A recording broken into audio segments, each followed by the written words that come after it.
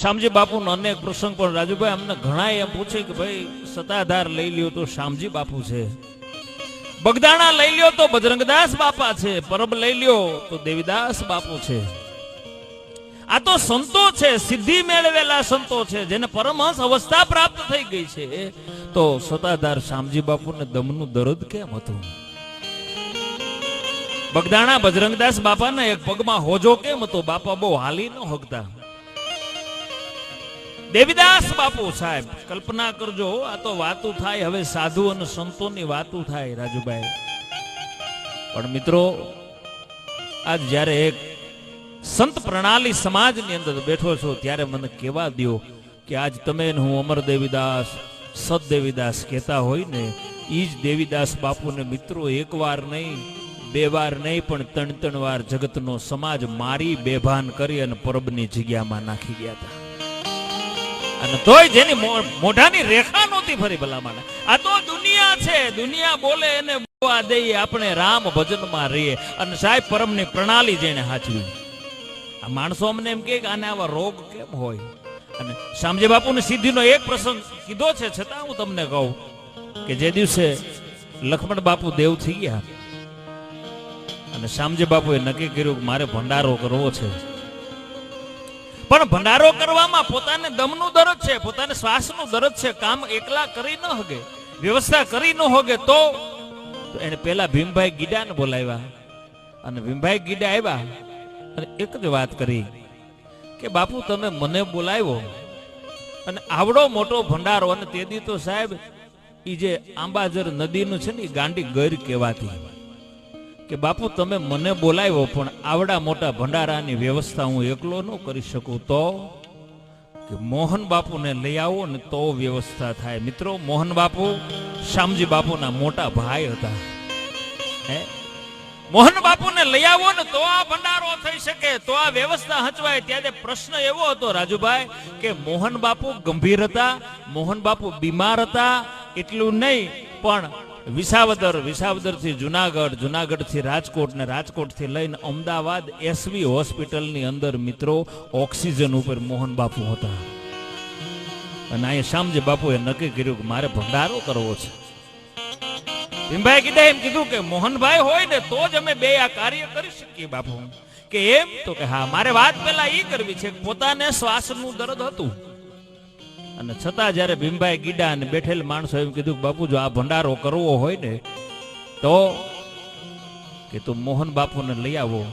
અને મિત્રો એમ્બેસેડર્સ ગાડીની અંદર બેહી અને શામજી બાપુ અને હારે 2-3 રવજીભાઈ ને ગોરધનભાઈ ને એવા જોશી સાહેબ ડોક્ટર, આ 5 જણા સાહેબ અમદાવાદ ગયા એસવી હોસ્પિટલના MS સર્જન ડોક્ટરો. અને ન્યા જઈ અને હતાધારના સાહેબી ભોલુડા સંત શામજી બાપુએ એક નાના બાળકની જેમ, અબૂદ બાળકની જેમ પ્રશ્ન કર્યો તો ડોક્ટરને કે હે ભાઈ ડોક્ટર, અમારા મોહનભાઈ કેદી હાજા થાય? સાંભળજો મિત્રો, સંતની શક્તિ શું હોય. એક જ પ્રસંગ મારે આપને કહેવો છે કે અમારા મોહનભાઈ કેદી હાજા થાય? અને એસવી ડોક્ટરના સર્જનો એમ કીધું કે બાપુ કેદી હાજા થાય એ તો ખબર નથી, પણ અત્યારે જો ઓક્સિજન બંધ કરે ને તો કદાચ મોહનભાઈ રે કે ન રે ની અમને ખબર નથી. અને તેદી સાહેબ કરુણા કરતા એ હતાધારના સંત શામજી બાપુ એટલા બોલ્યા હતા કે ભાઈ તમે તો ડોક્ટર છો, ઓક્સિજન કાઢી નાખો ને મોહનભાઈ રે કે ન કેનાર તમે કોણ? એને રાખનાર કે મારનાર તો મારો હતાધારનો આપો ગીગો છે ભલા માણસ.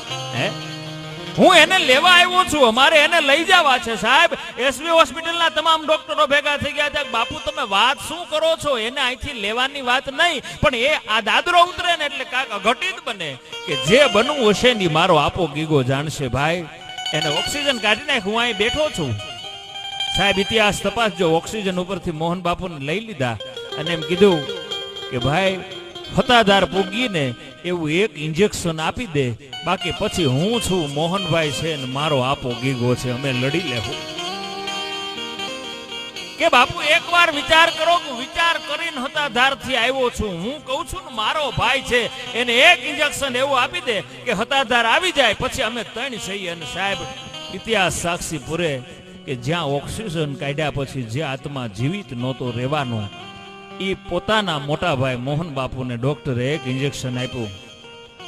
જે એમ્બેસેડર ની અંદર આવ્યા છે એ જ એમ્બેસેડર ની અંદર સાહેબ મોહન બાપુને બેહાડી હતાધાર લઈ આવ્યા. એટલું નહીં પણ આવ્યા પછી દિન પ્રતિદિન તબિયત સુધરી, એટલું નહીં પણ હતાધાર જાવ તો ઇતિહાસ પૂછી લેજો સાહેબ, મોહન બાપુના હાથે હજારો માણસોને જમાડી નાખો ભંડારો શામજી બાપુએ કર્યો તો. ભલા માણસ હજારો ભંડારો શામજી બાપુએ કર્યો તો. કોકના દર્દ લઈ, કોકના દુઃખ લઈ લઈને. અને સાહેબ સંત સંત ક્યારે બને? મારે વાત ઈ કરવી છે કે તમારી ને મારી જેવા કોઈ પામર મનુષ્ય આવી અને કોક દીક બાપુને એમ કીધું છે કે બાપુ ઉંમર મારી નાની છે, દમનું દર્દ છે, દીકરીઓ પૌણાવવાની બાકી છે, બાપુ હવે હું શું કરું? અને વાહે ઓરડામાં બેઠા બેઠા કદાચ ભોળા સાધુએ સાહેબ એમ ઈ માણસને કહી દીધું છે કે વાલા દીકરીઓ પૌણાવી છે, વ્યવહાર બાકી છે? તો કે હા.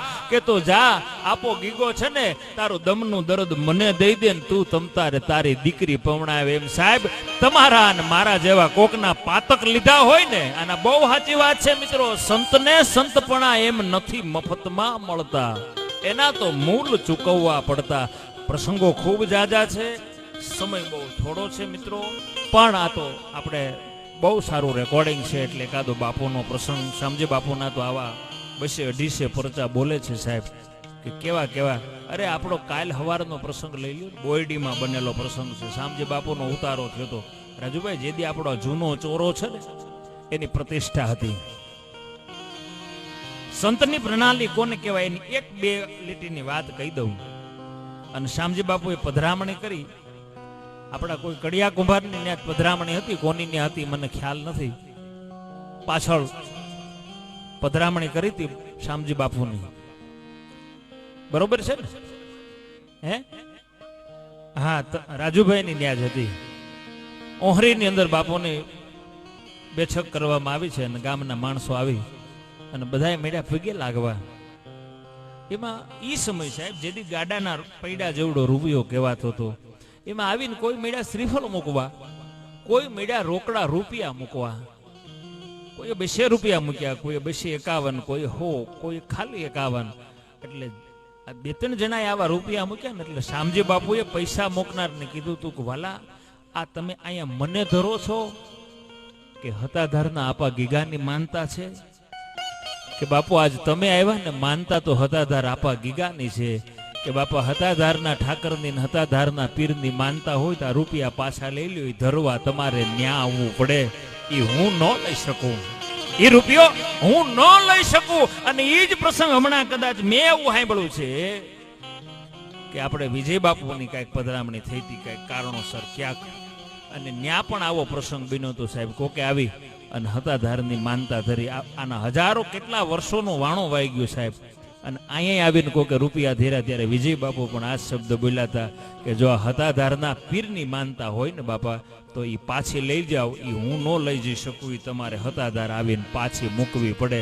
ત્યારે મને એમ થાય સાહેબ અતિશોક્તિ લાગે તો માફ કરજો, પણ ફરીથી આ કુળનો કુળદીપક કદાચ શામજી બાપુ આ સ્વરૂપે પણ આ ધરતીમાં પાછા આવ્યા હોય તો મિત્રો ના નહીં. કારણ કે ભગત બીજ પલટે નહીં અને જુગ જાય અનંત, ઊંચ નીચ ઘેરે અવતરે પણ ઈ તો આખીર સંતનો સંત ભગત બીજ પલટે નહીં. એમ તમારી જે પ્રણાલી છે આવી રીતે કાયમ હાલતી રહે. દિન પ્રતિદિન સંત શિરોમણી તમારા સમાજના આ ધરતીને મળતા રહે એવી શામજી બાપુના ચરણોમાં વંદન, શિવરાજ બાપુના ચરણોમાં વંદન.